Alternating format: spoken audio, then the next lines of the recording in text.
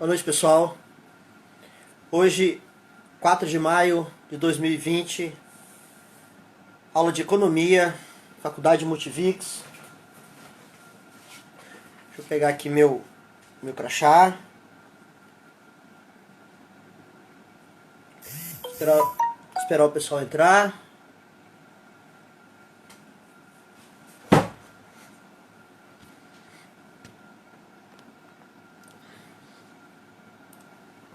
Enquanto isso, deixa eu entrar aqui na página do livro. Lucas, boa noite. Kevin, boa noite. Fran, boa noite. Marcos, boa noite.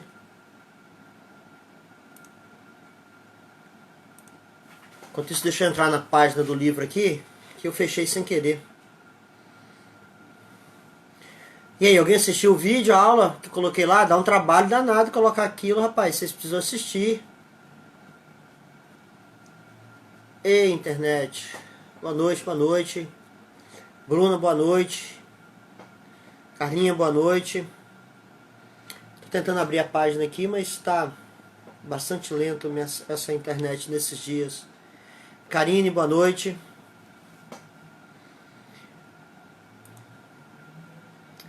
Uai, por que tá dando erro? Vou sair e entrar de novo. Enquanto o pessoal entra aí, eu vou entrar na página, na biblioteca, e pegar Bruna, boa noite, e entrar lá na página do livro. Mas eu não estou conseguindo entrar. Bom, enquanto ele entra quando ele quiser, tá dando erro. Vamos lá, a gente está falando, na semana passada nós falamos de política monetária.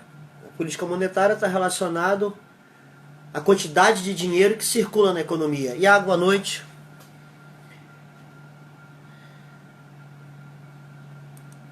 Tá dando erro aqui, nunca deu esse erro, por que agora tá dando esse erro? A gente viu que o governo ele tem ferramentas para que ele possa controlar a quantidade de dinheiro. Jaqueline, boa noite. A quantidade de dinheiro que circula na economia. Essa é a política monetária que o governo tem. Hoje a gente vai falar sobre a política fiscal do governo. É a forma como o governo arrecada dinheiro. Então, o governo, como uma empresa, ela precisa de ter receita, ela precisa de ter faturamento. O governo utiliza nesse seu faturamento, ele utiliza então... Não estou conseguindo entrar na biblioteca. Eu acho que eu tenho esse livro aqui. Tem esse livro aqui. Capítulo 17. Então, como ele precisa pagar as suas contas, ele precisa também de arrecadar dinheiro. Como ele precisa de arrecadar dinheiro, ele arrecada de que maneira? Ele arrecada... Capítulo 17, né? Não, qual o capítulo mesmo? Ambiente. Ele precisa arrecadar dinheiro? Ele precisa arrecadar dinheiro de que maneira?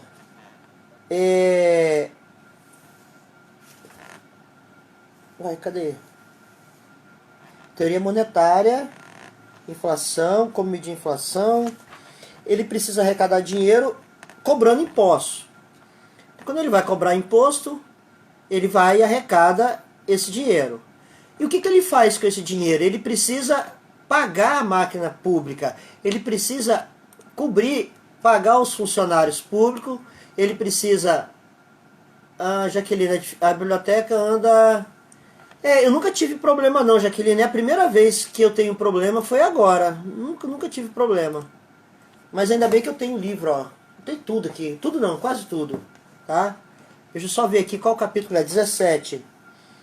Então, capítulo 22, capítulo 17... é diferente. Esse livro aqui é mais antigo. Capítulo 17 aqui é inflação. Inflação, como medir a inflação, modelo de mercado de trabalho, distribuição de renda. Eu vou ter que dar aula sem falar no livro lá, não tem problema não. Teoria do consumidor, teoria da firma, estrutura, organização, regulamentação de mercado, teoria dos jogos, macroeconômica, atividade, renda, sistema de contabilidade, teoria de determinação de renda, economia urbana, setor público, economia de meio ambiente. Volta para o seu lugar. Então vamos lá. O que acontece? Não tem problema não. Eu que inventei isso, está tudo aqui. O que acontece? Nós falamos que o Adam Smith criou o chamado mão invisível. O próprio mercado, por si só, o mercado, ele entra... Ah, você fez... Não, mas tranquilo, Norma, obrigado. Tá tudo aqui, eu dou essa aula há 20 anos, então já está tudo na minha cabeça já. Então o governo, o Adam Smith, ele disse que é necessário que a economia seja livre para que os agentes possam trabalhar sem a interferência do governo. Essa é a ideia do Adam Smith. E aí, depois de algum tempo, veio o Keynes, e o Keynes diz o seguinte: existe a necessidade da interferência do governo na economia. O governo precisa entrar na economia para corrigir algumas falhas e alguns erros que o mercado livre pode causar. Então a gente falou em aulas anteriores que o governo vai interferir quando ele tem que determinar normas, legislação. Então a telefonia, para que a telefonia tenha uma concorrência melhor, o governo vai interferir e ele cria órgão para ter essa interferência. Quando um preço começa a subir por abuso, vai lá um órgão do governo governamental, vai lá e interfere na economia e assim por diante. O Keynes disse que existe essa necessidade. Os economistas clássicos, economistas liberais, eles acham que a economia por si só, então se ela tem um desajuste, ela sozinha vai se ajustar. Só que esse tempo de ajuste pode trazer sérios problemas, principalmente para os trabalhadores, para as pessoas que têm renda menor e que trabalham em funções menores. E aí o Keynes, ele criou então essa ideia da interferência do governo no mercado. Como é que o governo vai interferir no mercado? Ele vai ajustar esses erros que a mão invisível do Adam Smith não consegue ajustar. Ele disse que toda vez que precisar entrar no mercado, o governo vai entrar. E como é que ele faz isso? Através das suas políticas monetárias ou outras políticas. Então nós falamos na aula passada da política monetária, ele vai interferir no mercado, ditando empréstimo compulsório, ele vai interferir no mercado, ditando taxa de redesconto, ele vai interferir no mercado com ferramentas que ele possa controlar. E aí, Cláudio, beleza? Aula de economia hoje. O governo pode entrar no mercado, ele possa controlar a quantidade de moeda que está circulando. Então nós já aprendemos que se circular muita moeda, a moeda perde valor. E uma outra maneira que o governo tem para controlar essa moeda são os empréstimos compulsórios. Todo o dinheiro que entra no banco, o governo pega uma parte para ele. Isso nós falamos na aula passada. Na aula de hoje nós vamos falar sobre política fiscal. O que é política fiscal? É quanto que o governo arrecada de imposto e como que ele gasta esse dinheiro. É uma coisa muito mais simples, muito mais fácil de entender. Porque olha só, na nossa casa, se a gente ganha R$1.000 por mês, eu tenho que viver uma vida menor do que R$1.000 por mês.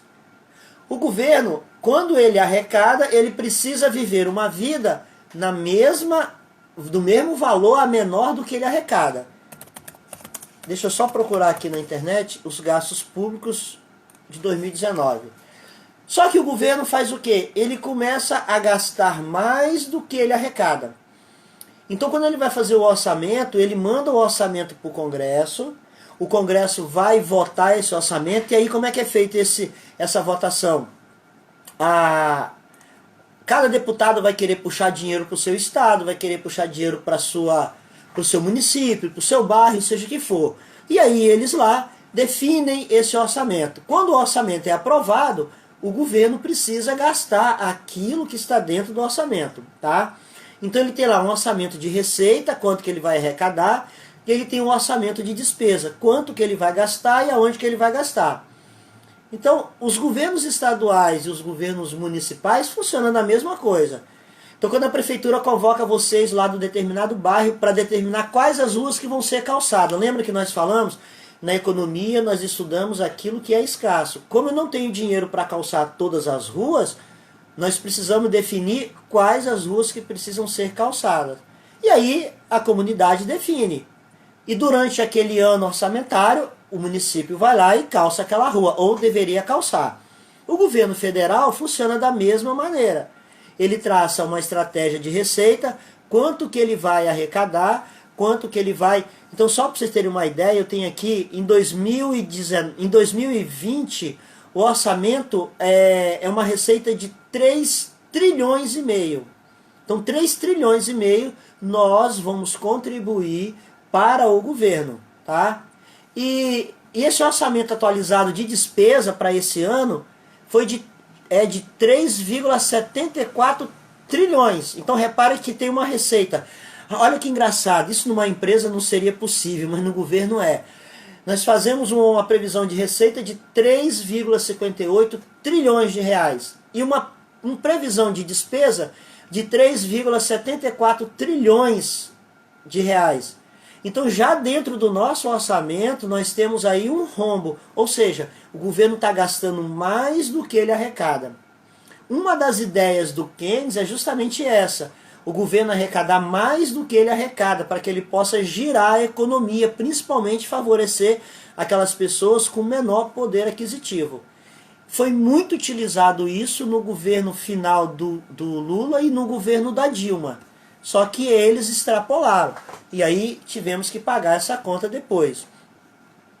Então vamos pegar 2016. Eu tenho aqui no computador, 2016, a previsão do orçamento do governo era uma receita de quase 3 trilhões, de 2,95 trilhões e uma despesa de 2,95 trilhões. Aquilo que o governo, em 2016, aquilo que o governo teve como previsão de receita, ele teve como previsão de gasto. Em 2017, essa receita foi para 3, aumentou quase 1 trilhão e o orçamento de despesa foi um pouquinho menor. Aí quando chegou 2018, que aí tivemos os maiores problemas, receita de 3 trilhões e meio, 2019, 3 trilhões de receita e 2020 a previsão é de, atualiza aqui, vai... 3,58 trilhões. Porém, os nossos gastos de orçamento, 3,74 trilhões. Quando o governo Bolsonaro mandou para o Congresso para aprovar esse orçamento, o Congresso já aprovou o orçamento com rombo. Então ele disse o seguinte, ok, aprovamos o orçamento, você pode gastar mais do que está previsto de receita. Mas como é que a gente vai cobrir esse rombo? E aí eu vou falar agora mesmo. Eu falei lá na videoaula, mas eu vou falar agora mesmo. Então a ideia do governo arrecadar se dá através dos impostos. Qual é o grande problema desses impostos? É que o imposto pode ser cobrado de duas maneiras. Ou através de renda e posse. Então imposto de renda, quanto mais você ganha, mais você paga. E através de posse. Quem tem carro paga IPVA, quem tem imóvel paga IPTU. É uma forma de arrecadação mais justa. Por quê? Porque aqueles que têm maior renda vão ter que pagar maior imposto. O problema é que no Brasil não funciona assim. A maior arrecadação está relacionado à arrecadação não de renda, não de renda e posse, mas sim de comércio. Então quando o cara compra um saco de açúcar, então vamos botar que custa R$5 um saco de açúcar. Quando ele compra um saco de açúcar, se ele pagar R$3 de imposto, a pessoa que ganha R$1.000, ou a pessoa que ganha R$10.000, ou a pessoa que ganha R$30.000, ela vai pagar a mesma quantidade de imposto sobre aquele produto.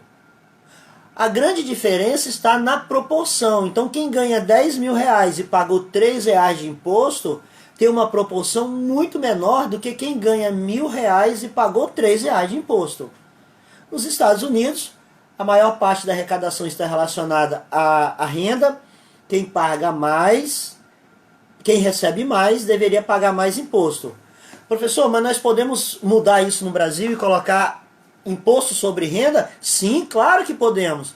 É só o Congresso fazer lei e essa lei for aprovada e ser sancionada pelo presidente, vira ok. O grande problema é que as maiores fortunas do Brasil,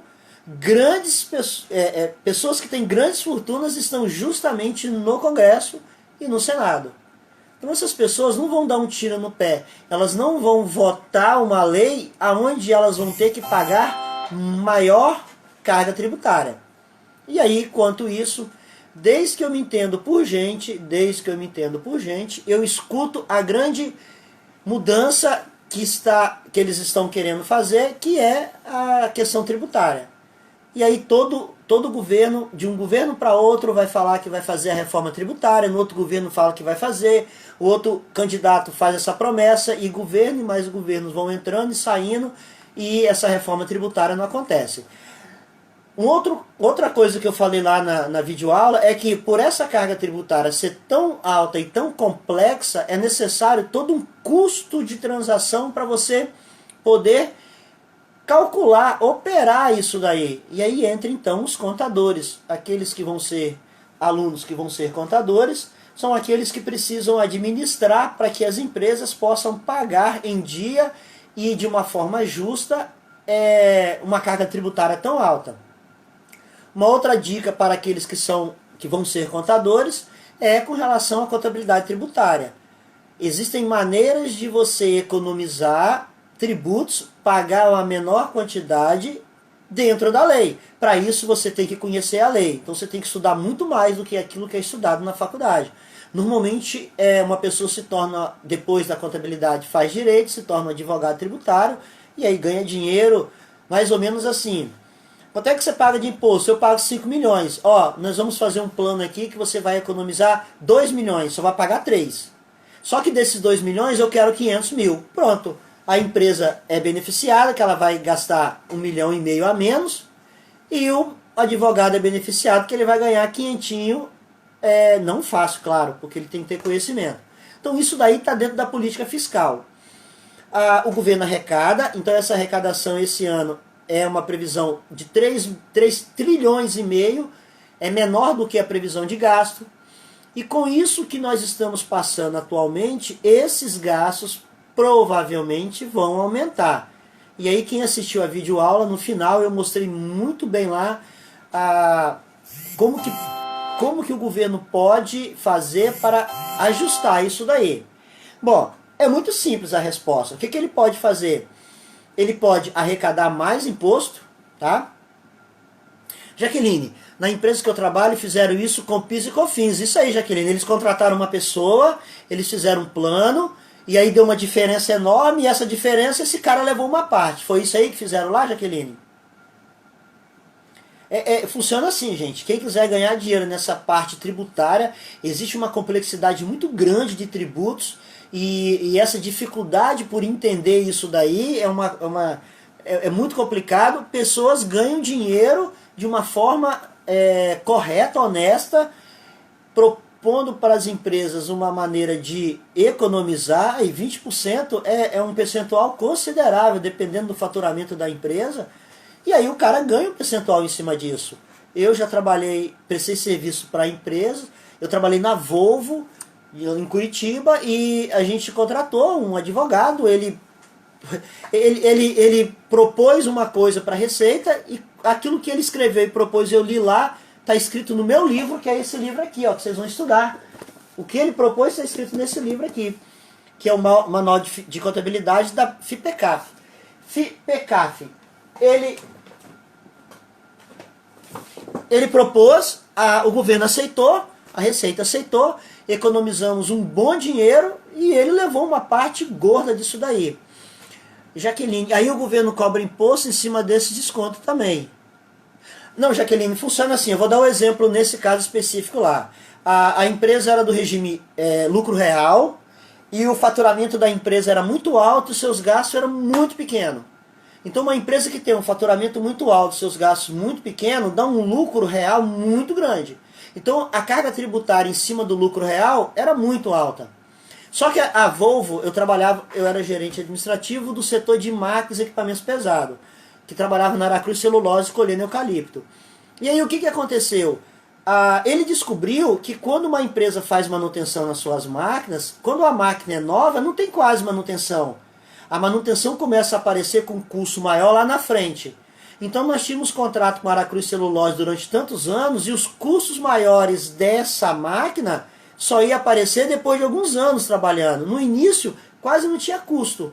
E nós ganhávamos por hora trabalhada da máquina. Como ela não tinha custo, ela não quebrava, ela não tinha nada, o custo era muito baixo. E aí o lucro era altíssimo. Nós pagávamos um valor muito alto. O que ele descobriu? Que está escrito nesse livro. Estava na minha prateleira e eu não saquei isso. Ele descobriu que nesse caso você pode pegar os custos de um contrato lá do futuro e distribuir ele durante todo o contrato. Pronto, ele fez isso, fez a proposta, levou lá, a Receita aceitou, e com isso nós economizamos uma quantidade muito grande de dinheiro. Ele levou uma parte. Então, Jaqueline, não é que ele cobra imposto do desconto, é uma forma diferente de calcular o imposto daquela empresa. E essa maneira está dentro da legislação e com isso ela paga uma carga tributária menor. Então o governo arrecada esse dinheiro. E onde que ele gasta esse dinheiro? Aí é que é o grande problema dos nossos governantes. Ele gasta dinheiro com a prestação do serviço para a sociedade. Ele gasta dinheiro lá no hospital, ele gasta dinheiro no posto de saúde, ele gasta dinheiro na escola, ele gasta dinheiro na creche, ele gasta dinheiro asfaltando, criando infraestrutura, ele gasta dinheiro com todos esses, aquilo que ele pode ofertar para a sociedade. É com isso que ele gasta dinheiro. O grande problema é que nossos governantes gastam dinheiro errado. Então é uma obra que nunca acaba, ou é uma obra que nunca começa, que está orçada, é uma obra que pode trazer benefício para o produtor rural que nunca chega. Só para vocês terem uma ideia, a primeira estrada, gastar dinheiro no sítio, como assim, Jaqueline? Estou precisando de dinheiro para gastar lá mesmo, preciso fazer umas reformas lá. A primeira estrada no Espírito Santo, é aquela que liga Santa Leopoldina a Santa Teresa. Foi a primeira estrada que abriram aqui no Espírito Santo. Essa estrada era para escoar todo o café de Colatina, São Gabriel, tudo vinha por ali, ia... o Lula, Jaqueline, não, aí eu não estou sabendo de nada não, Jaqueline, eu ouvi falar só ouvi falar. Gasta dinheiro lá no sítio, gasta dinheiro nos apartamentos, é por aí. Mas não sei de nada, Jaqueline, não me comprometa.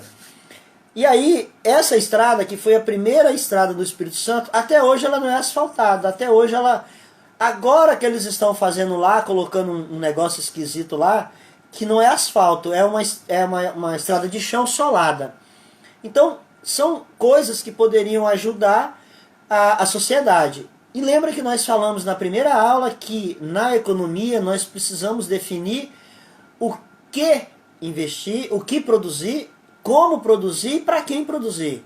Então o governo precisa, dentro do seu orçamento, com os nossos deputados, brigando por essa verba para trazer para o nosso estado para investir em alguma coisa, infraestrutura, creche, escola, vamos construir uma escola, vamos construir um hospital com dinheiro que o deputado trouxe lá de orçamento e assim por diante.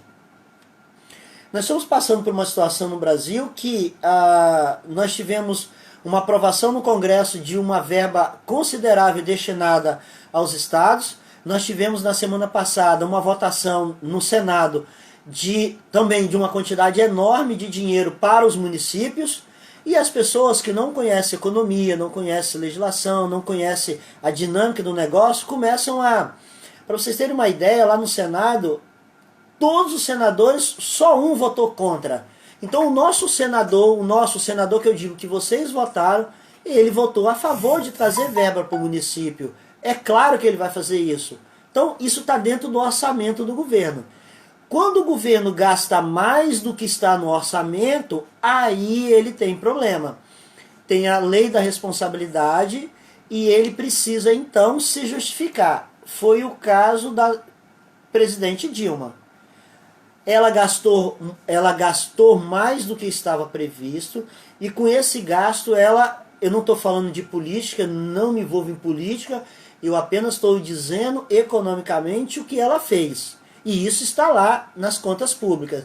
Ela moldou, ela ela mudou a forma da contabilidade pública e com essa mudança ela conseguiu esconder esses gastos a mais. Esse foi o motivo jurídico, não político, do seu impeachment. Então, a lei da responsabilidade fiscal, ela veio justamente para isso daí, para que o governante não gaste além daquilo que está orçado.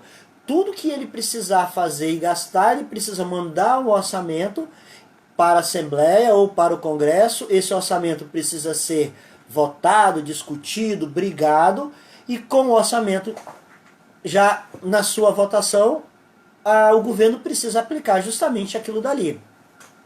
Bom, a gente viu lá também que o Keynes diz o seguinte: quando o governo começa a interferir no mercado, ele precisa fazer isso principalmente para ajudar aquela parte da população com menor recurso. E uma das maneiras que o governo faz isso é, no caso do Brasil, é pagando auxílio na maternidade, é pagando seguro-desemprego, em outros países também tem seguro-desemprego, é pagando Bolsa Família, é pagando bolsa para estudo. Então ele coloca dinheiro na sociedade e ele ajuda as pessoas com menor poder aquisitivo. Essa é a influência que o Keynes sempre defendeu para que as pessoas pudessem ter acesso a isso que o governo faz. Bom, então a gente falou lá na videoaula sobre isso daí, eu mostrei para vocês lá alguns números do governo, o que o governo está fazendo. Falamos também que de 2015 para cá, o percentual do gasto do governo com relação ao PIB está cada vez aumentando.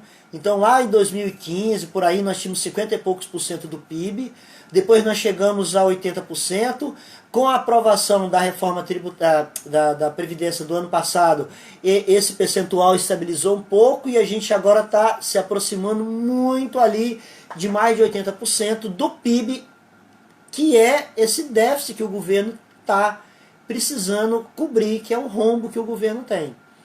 E como é que ele faz então para cobrir isso daí? Uma forma é vender títulos.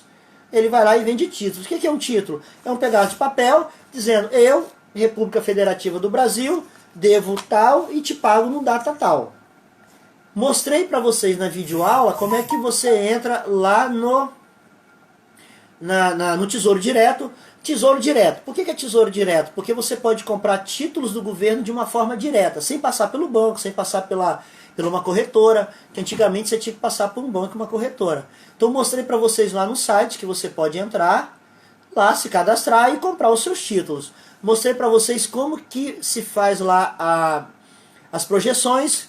Mostrei também como que ele te indica aquilo que está mais direcionado ao seu perfil de investidor. Ele faz algumas perguntas, fiz lá para vocês na videoaula, pode conferir lá quem não assistiu ainda a videoaula. Fiz algumas simulações e ele me indicou lá o título IPCA mais 4,5% para 2035 e para 2045.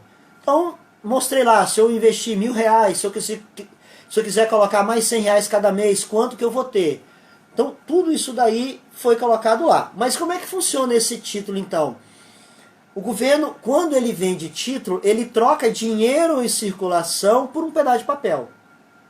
Então, isso está dentro da política monetária do governo. Eu tenho dinheiro, posso consumir, posso gastar, e em vez de eu gastar, eu faço o quê? Compro o título. E aí eu não tenho mais dinheiro, só tenho um pedaço de papel. Opa, ei Vanessa, professor, a faculdade... professor da Multivix, a faculdade que está ali no São Camilo.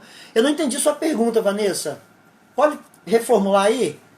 Pode reformular para eu responder? Eu não entendi muito bem. Tem que ter paciência comigo, tá, Vanessa? Eu não pego as coisas assim rápido, não. Eu sou meio sonso. Reformula aí a pergunta que eu vou responder.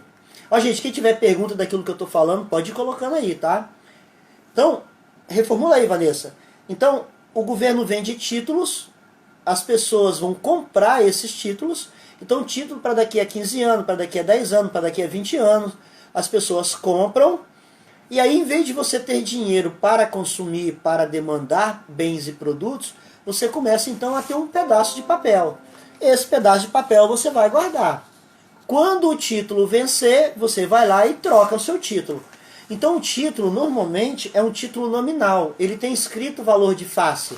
Então, Eu, República Federativa do Brasil, reconheço que te devo 100 mil. Pronto. E aí, quando você paga esse título, você paga um valor menor do que 100 mil. Então, vamos imaginar que você paga lá 90 mil. Então, quando eu paguei 90 mil, eu tenho um deságio lá de 10 mil reais. Então, quando eu receber esse título, significa que eu ganhei esses 10 mil reais nessa compra desse título. O grande problema é que o Brasil começa a vender título para pegar esse dinheiro e cobrir esse rombo que ele não consegue pagar. Então eu faço um orçamento de 100, mas eu só arrecadei 800. Ou melhor, fiz um orçamento de 100, só arrecadei 80. Esses 20, o governo começa a emitir títulos, Só que um dia esse título vai vencer. É como se você estivesse devendo cheque especial e você fosse numa financiadora e pegasse dinheiro emprestado para cobrir o cheque especial. Você cobra uma coisa, mas descobre outra. E aí depois você tem que pegar em outra para cobrir aquilo dali. E assim por diante. E aí o Brasil está nesse ritmo. Então a previsão é que a gente chegue até o final do ano em 80 e poucos por cento, mais de 80% do nosso PIB com dívida brasileira. E qual é o problema disso?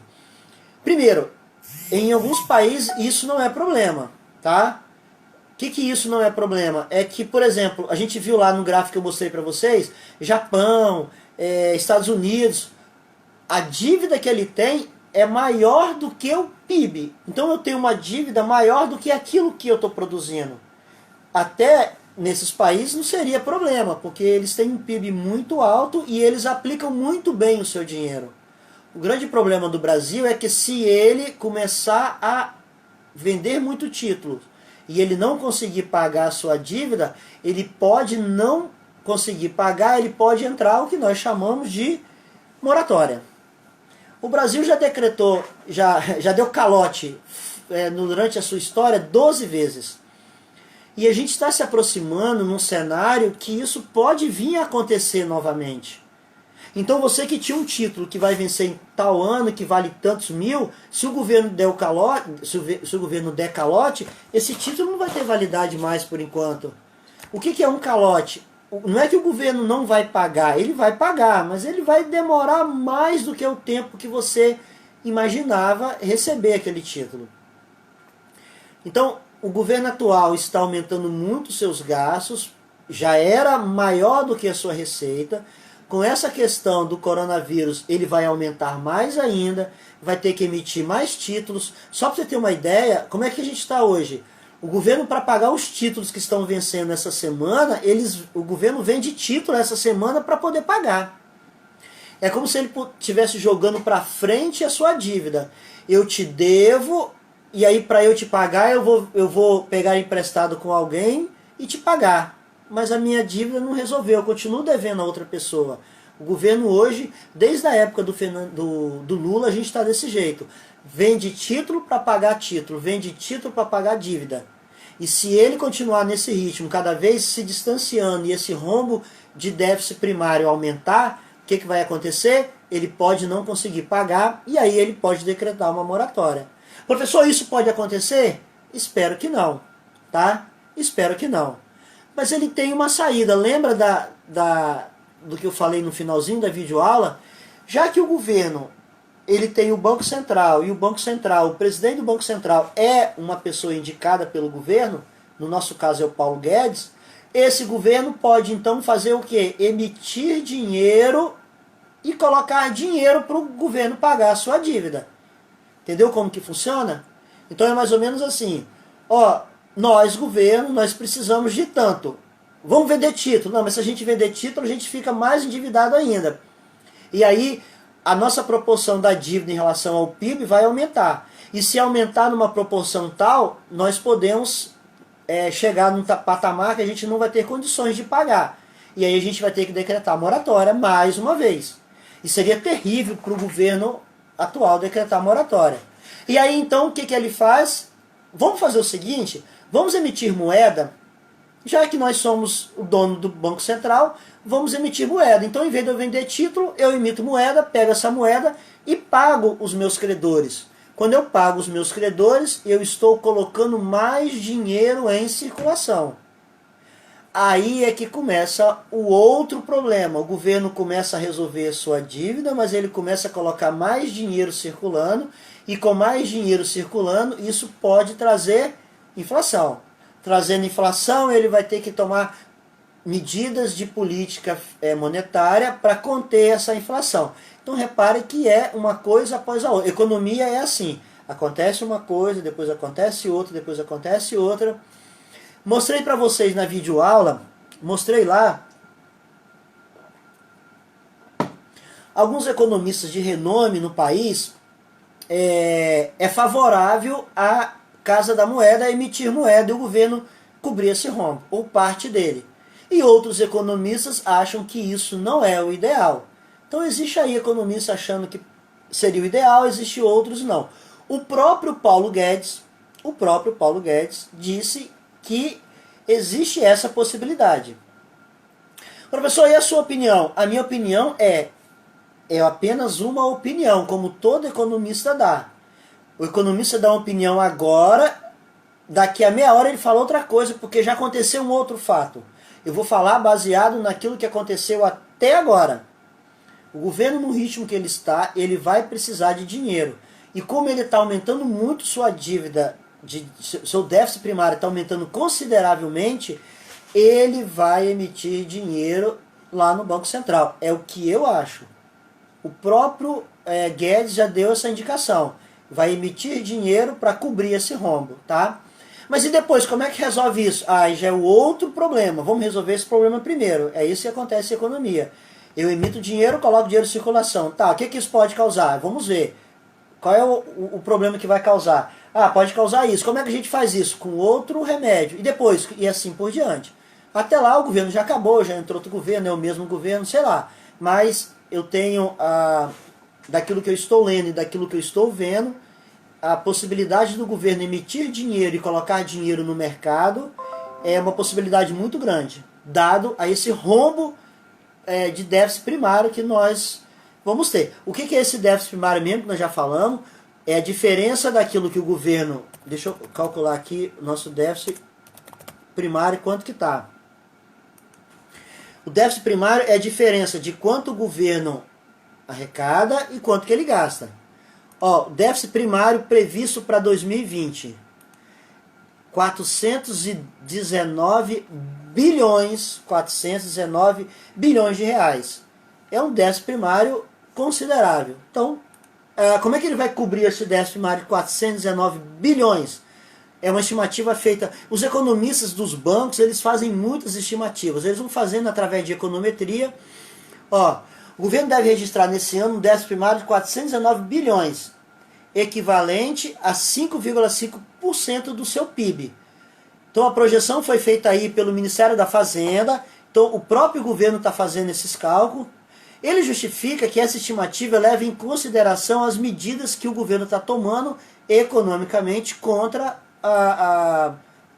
conforme esse novo coronavírus. Ele ressaltou também, o governo, que é uma estimativa, que isso pode se alterar, pode aumentar, como pode...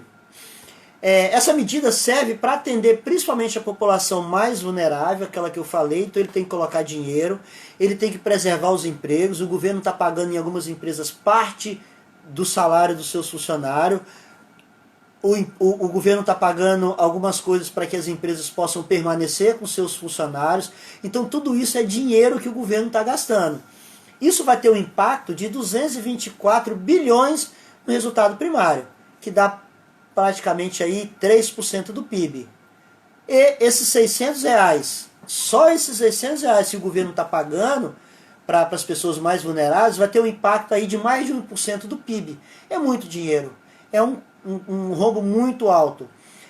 Esse programa que o governo fez de anti-desemprego, de redução de jornada de trabalho e tudo mais, vai ter um impacto aí de 0,70% do PIB. Então, é um rombo muito grande, E o governo precisa trabalhar isso daí. Bom, então essa aula de hoje nós falamos sobre política fiscal, que é a forma como o governo arrecada imposto e a forma como o governo gasta esse dinheiro. de uma forma resumida, ele arrecada imposto sobre renda e bens. Então você paga imposto de renda e paga imposto sobre bens, sobre carro, IPVA, sobre imóvel, IPTU, e também sobre consumo. E a maior parte vem de consumo. A injustiça do consumo é quem ganha muito dinheiro e quem ganha pouco dinheiro paga o mesmo valor absoluto de imposto e um valor muito pequeno relativo. Então, quem compra um pacote de arroz paga o mesmo valor de imposto, só que o cara que ganha 10 mil, o valor relativo é muito pequeno. Bom, e falamos também de um cenário do governo atualmente com relação ao seu déficit primário. Ele já tinha um déficit e esse déficit aumentou e é estimado para esse ano de 2020 mais de 400, quase 420 bilhões de reais. Da onde o governo vai tirar esse dinheiro? Ele pode emitir títulos e aumentar a sua dívida. Aumentando a sua dívida, ele pode chegar a decretar uma moratória, a um calote. Não se preocupe, o governo já deu 12 calotes na nossa história. E ele dando esse calote, ele vai ter sérios problemas, tá? Principalmente com dinheiro de investidor estrangeiro. Se aquele país dá calote, eu não coloco dinheiro lá. Eu, empresário, não vou investir em negócio porque esse governo dá calote. E tudo isso daí. Nós vimos também, que eu esqueci de falar, que quando o governo aumenta muito a carga tributária, a proporção do aumento da carga tributária vai influenciar no aumento da sonegação. Lá na Finlândia, na Noruega, as pessoas pagam uma carga tributária muito alta. Só que ele tem a percepção, ele tem um sentimento do retorno dessa carga tributária. Aqui no Brasil, não. Você paga uma carga tributária alta e quando você vai no hospital, você não tem vaga. Quando você quer uma creche perto da sua escola, você não tem vaga. Agora, nos outros países, eles têm a percepção, eu pago uma carga tributária alta, eu não me importo com isso. Mas quando eu vou no hospital, eu tenho lá meu atendimento de primeira qualidade. Aqui a gente não tem. Então, nós vimos lá naquele gráfico que eu mostrei para vocês na videoaula, o gráfico que quando a carga tributária vai aumentando, a arrecadação vai aumentando, mas quando a carga tributária passa de um certo limite, as pessoas começam a sonegar. E é o que acontece no país. Os empresários sonegam muito porque acham a carga tributária muito alta. Nos outros países, esses que eu falei, a carga tributária, o Brasil não tem a maior carga tributária do mundo, como fala por aí. É uma das maiores. Mas existem países com carga tributária bem maior que a do Brasil.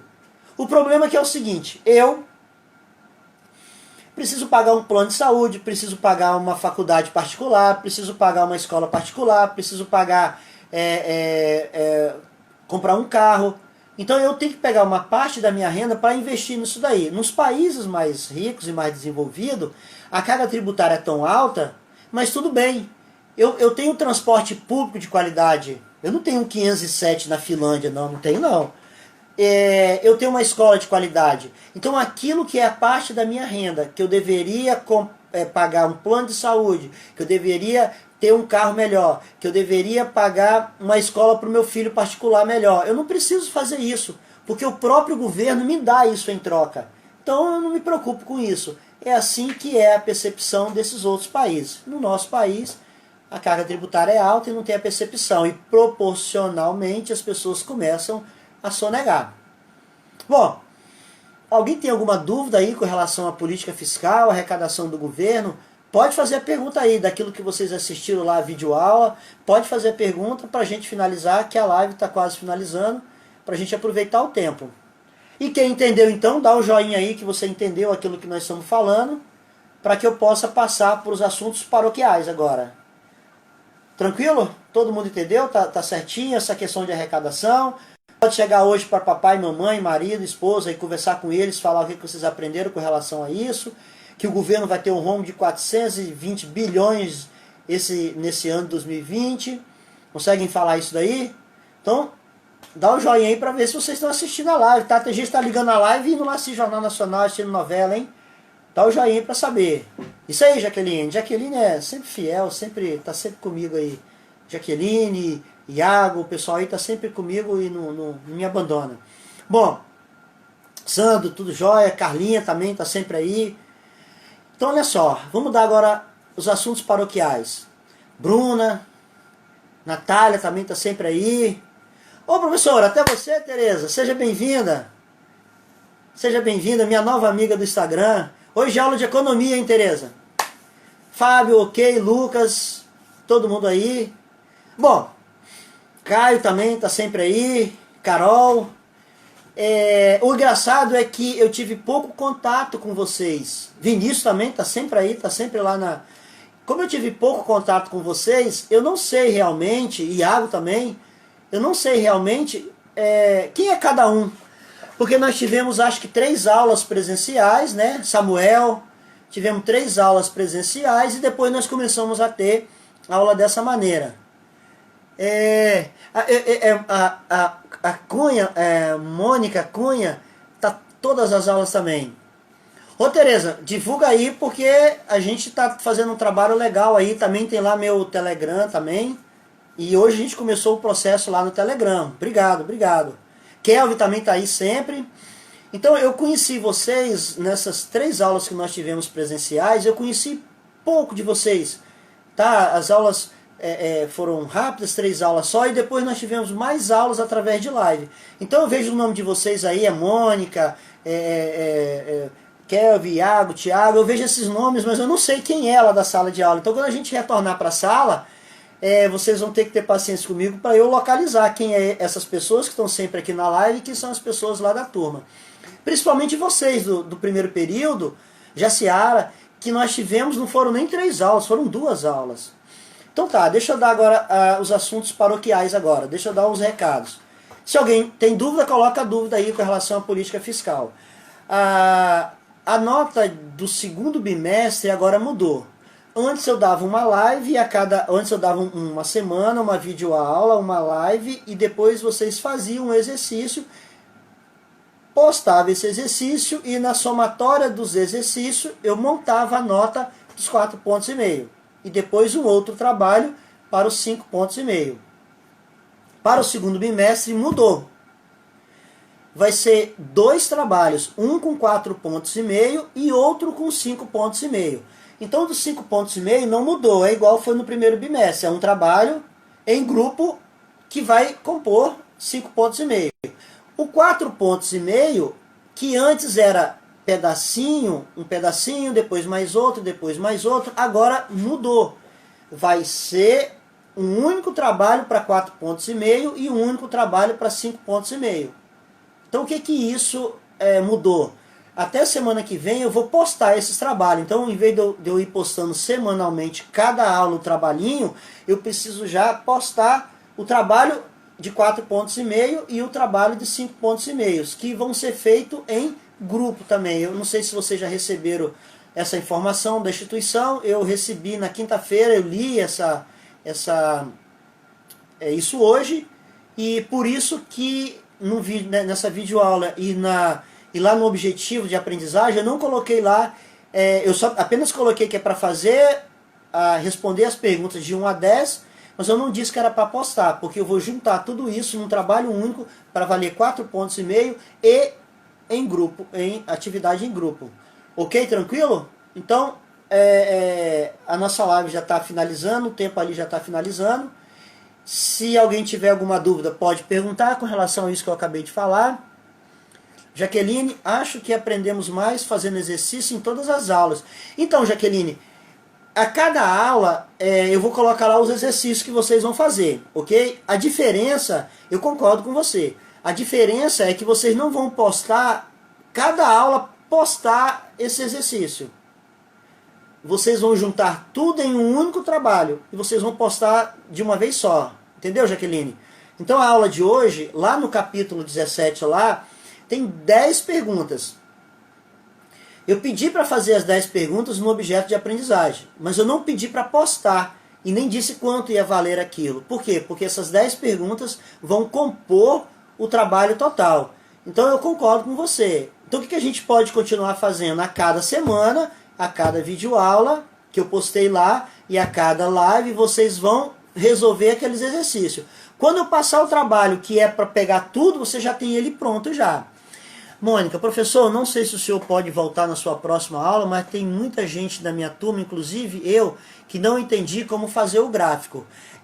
Mônica, você se refere ao gráfico do exercício, de qual exercício? É porque É tanto, só para vocês terem uma ideia, eu tenho 20 disciplinas. E aí, às vezes, você está falando daquela aula de gráfico que eu dei lá no passado? É isso? É aquela que pede para fazer o gráfico com relação ao tempo de estudo e ao tempo dedicado a lazer? É isso, Mônica, que você está falando? Me lembra aí só para eu me localizar. Você pode também, Mônica, você pode também colocar lá no fórum a dúvida, escreve lá a dúvida mais específica, mais esmiuçada, que eu vou lá no fórum e vou responder lá também o fórum. Tá, faz um favor para mim, Mônica, escreve lá no fórum, porque aí eu respondo lá. Como eu falei para vocês, a gente tem que ter um canal institucional entre professor e aluno. Então, como a dúvida é para mais pessoas, escreve lá, que aí eu respondo lá para você, Mônica. Fica melhor, tá? E aí as outras pessoas podem acessar o fórum e lá tirar essa dúvida também. Tranquilo, Mônica? Mais alguém com alguma dúvida com relação a essa mudança aí de avaliação? Eu não sei se vocês receberam, mas eu vou mandar para vocês esse arquivo que eu recebi, que eu li hoje. Eu recebi na quinta-feira e eu li hoje e vi que nessa mudança eu tive que mudar. Eu vou ter que mudar a estratégia das aulas, porque eu vou ter que preparar tudo de uma vez, o trabalho, para colocar lá para vocês. Mas, Mônica, Jaqueline, continua a cada videoaula, a cada semana e a cada capítulo, continua fazendo aqueles exercícios, porque vão ser esses exercícios que vão compor o trabalho de 4,5. Então, em vez de entregar a cada semana, entrega ele todo de uma vez só. Tranquilo, gente? Nosso tempo está acabando ali da live. Essa live eu vou baixar ela agora mesmo, vou colocar lá no YouTube e vou colocar o link lá no portal, lá no AVA, no Moodle, para que vocês ou quem não assistiu a live possa assistir lá e na dúvida, coloque a dúvida lá no portal. Tranquilo, pessoal? Fechado? Boa noite, bom estudo, durma bem e amanhã é um novo dia. E agora a frase é: espero encontrar vocês do outro lado. Do outro lado que eu quero dizer depois que a gente passar por isso tudo aí, tá? Agora um recadinho, aquelas pessoas que ainda não se inscreveram no meu Telegram, hoje eu comecei um processo de coach financeiro de graça lá no Telegram. Vão ser 5 semanas de processo de coach financeiro. Hoje eu já expliquei como é que é o processo, hoje eu já expliquei como é que é, e ainda, o exercício de hoje está no objetivo de aprendizagem lá, naquela página que eu coloco lá, logo no primeiro item da semana, tem lá uma folha que tem todo o objetivo da aprendizagem de hoje. Lá eu peço para vocês fazerem o exercício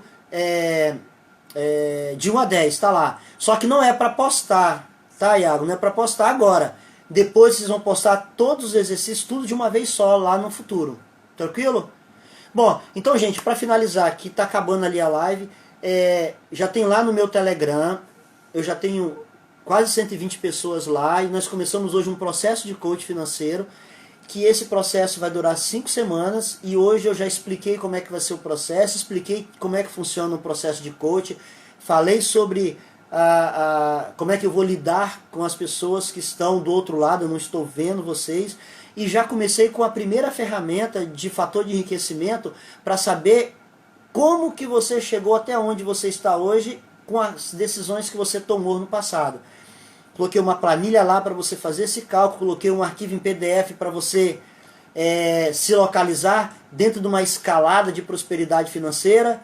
Então quem não entrou ainda no meu Telegram, entra lá, porque durante essas próximas semanas vão passar por um processo de coach de graça para que vocês possam melhorar como que você lida com o dinheiro, tá? A gente não nasce pobre, nós aprendemos a ser pobre. E como nós aprendemos a ser pobre, nós também podemos aprender a ser rico. Tranquilo? Tá acabando a live, agora mesmo já vai aparecer ali. Se ninguém tem nenhuma dúvida, podemos finalizar. E se alguém tiver uma dúvida, coloca a dúvida aí. Se não der tempo, a gente coloca lá no fórum, que eu vou lá no fórum e respondo lá. Tranquilo? Podemos finalizar então? Então vou finalizar, vou baixar essa live, vou colocar lá para aquele que não assistiu, possa assistir depois. Ah, sim, hoje não tem aula de PEI, tá? A aula de PEI agora é só na segunda-feira que vem, tá? A semana passada, essa semana não tem aula de PEI. Bem lembrado, Fábio. Então só na semana que vem que vai ter aula de PEI. Eu estou reestruturando essa disciplina, porque aquilo que eu queria fazer agora com essa mudança aí, eu tenho que reestruturar. E na próxima aula eu já vou passar para vocês isso daí e a gente vai trabalhar o Pay. Hoje não tem. Tranquilo? Nenhuma dúvida? Nenhuma dúvida e dívida tem? Se tiver dívida, entra lá no meu Telegram que eu vou te ensinar como é que você se livra dessas dívidas de uma vez por toda. Então tá. Gente, tchau, tchau, tchau e até a próxima. Tchau, Natália. Tchau, Fábio, Tarcísio.